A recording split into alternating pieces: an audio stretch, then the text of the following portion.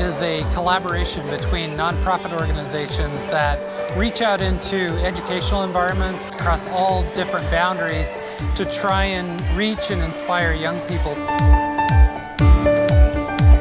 My name is Ruben Alvarado. I'm the Community Impact Manager here at Casa LLC for the Tierra Vida community.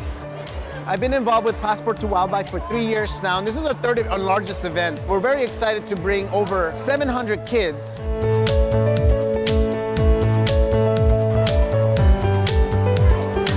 It's an amazing event that brings together kids, biologists, and families to be able to come and learn about wildlife, learn about habitat, and learn about the purpose behind what we're doing and behind why animals act the way they do.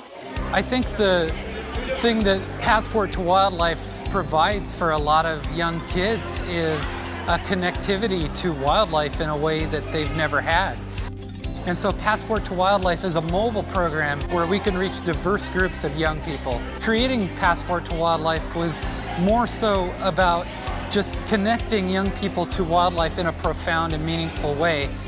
We're investing in children in a way that they can thoughtfully approach the future, creating a spark in the mind and the heart of some young person.